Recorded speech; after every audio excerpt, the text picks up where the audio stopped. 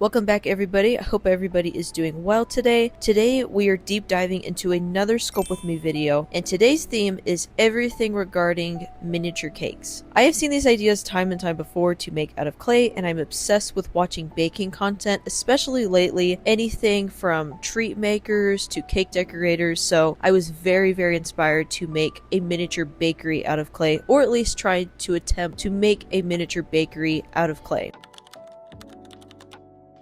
A couple of months back, I made my first miniature grocery store sheet cake out of clay, and I absolutely loved making one. I loved piping the frosting. I loved the process of putting the sheet cake together, so today I thought that I would try making another sheet cake, as well as two other new cake designs that I haven't tried doing before. To start off today, I'll be making the bases for every cake first, and then I will be doing all of the decorating later on in the video, and then finish off some final detailing. But the first portion of this video is going to be dedicated to making all of the base cakes, especially the sheet cake, which I am making first. We're paying more attention to the sheet cake right now because this is the only cake that will show the inside layers, so I have to do the process a little differently compared to the other cakes I'm making later in today's video. So for the sheet cake, I do a couple of different layers of clay when it comes to the cake part and when it comes to the frosting. The classic sheet cakes I grew up with were 2 layers of cake and 1 layer of frosting in between each layer of cake. My all-time favorite flavor of cake is vanilla. I know it's a bit plain, but I just love vanilla cake, so I'm doing that again today. I did it in a previous video where I made a vanilla sheet cake with blue frosting, but today it's going to be slightly different because there's going to be pink frosting instead, at least for the piping. The rest of the frosting is still going to be white. I still love the way the white looks, but I will change it up a little bit so it's a bit different. And also, this sheet cake is bigger than the one I made last time. When I compared this sheet cake to the one I made last time, I realized how much bigger today's design is compared to the first one I made, which I'm very excited about because that means decorating this and piping the frosting is going to be a lot easier and is probably going to look a bit better. So that's very exciting, and I'm also very excited for the theme that I'm choosing today when it comes to the colors. For the base cake colors, I chose to go with a pastel theme. So this cake being white, one of the other cakes being baby blue, and the other cake being baby pink.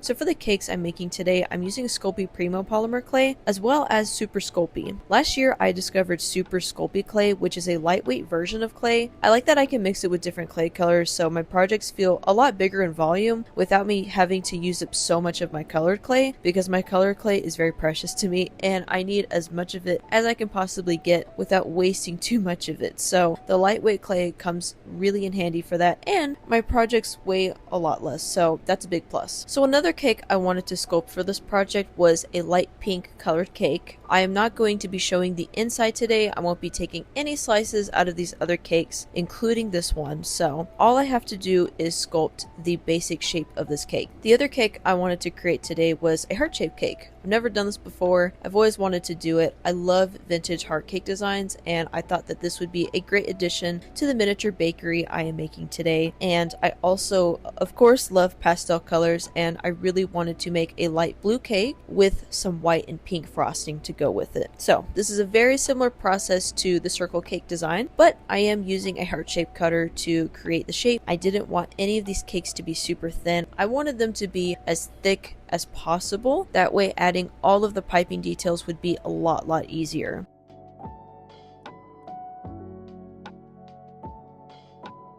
So one more thing about sculpting these cakes, especially with my hands, is having to clean them. And I'm so thankful that rubbing alcohol exists because that is how I clean all of my clay projects. I just dab some rubbing alcohol on a Q-tip and then gently wipe the surface of all of my sculpting projects. That way I can get most of the dust and grime off as much as I can. Sometimes it can still happen, but I do everything I can to prevent this issue and to try and get it all off before I actually bake it in the oven.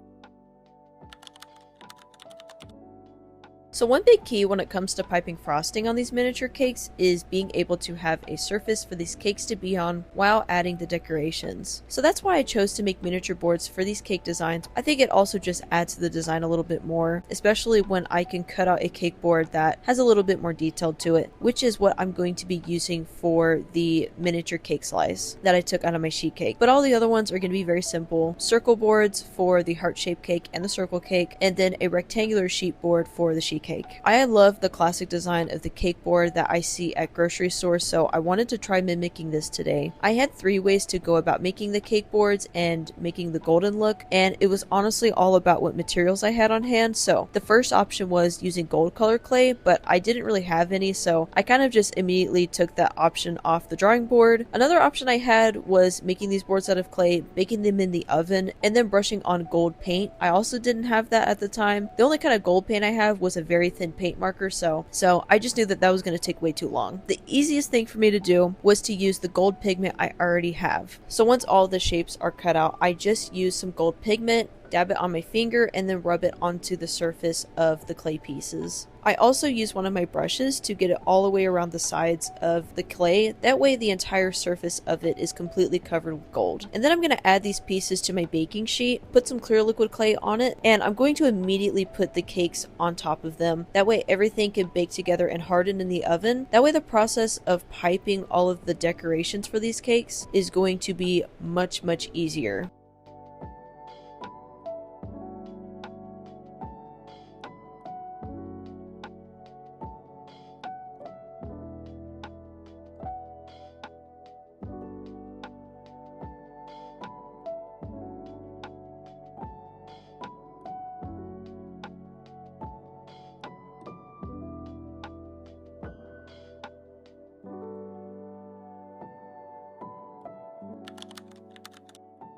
So there are a few different ways to make fake frosting, one of them being the very popular option of using glue and spackle. This would require the frosting not having to be baked in the oven, and I could have gone with this method, but honestly I don't really have any experience with it yet. The most experience I have is using clear liquid clay and polymer clay, mixing that together to create the frosting. It does have to be baked in the oven, but it is the method I know, so I will be applying this method to my cakes today. The 2 frosting colors I'm going to be doing today is pink as well as white. Nothing crazy, I just wanted to keep it simple, but make it as fun as possible for me. So I started out with some hot pink clay, putting it on the surface of a sticky note sheet, flattening out as much as possible, making sure the clay is very gummy, and then I use quite a bit of clear liquid clay. As I go about mixing this together, if I need the consistency to be more thick, I add more clay to it. If I need it to be thinned out, I add more clear liquid clay to it. And if I need it to be more thinned out, I just add more liquid to it. This is a trial and error process, so as I go along, I'll have to add more clay or I'll have to add more liquid. I just mix it together until I get the consistency I'm happy with. And the happy middle ground that I was looking for was not too thick but also not too thin. I needed it to be on the thicker side, but I couldn't have it too thick because it wasn't going to be coming out of the fake piping bag that I made, so I needed it to be slightly thin enough for it to come out of the piping bag. So just like with the last sheet cake I made, I am going to be using my own DIY piping bag today, which is just a very basic Ziploc bag that I got from the store, and pushing all of my fake frosting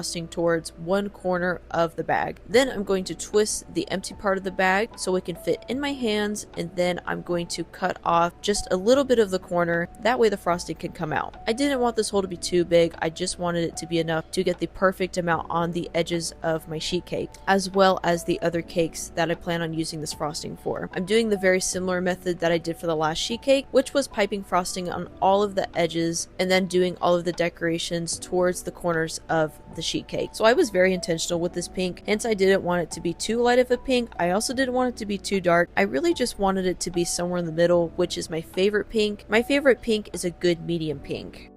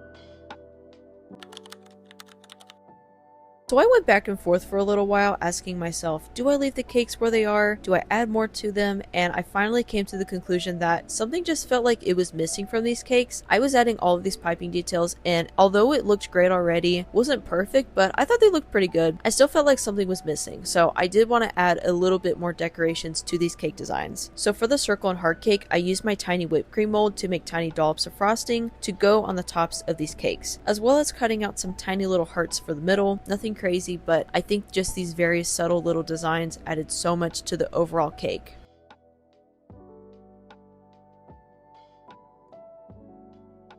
And when it came to the sheet cake, I only felt it right to add rosettes. My all-time favorite sheet cake decoration is flowers, so what did I do to this one? Well, just like the last sheet cake design, I added more rosettes this time, but I did introduce some new colors, so I tried to switch it up a little bit.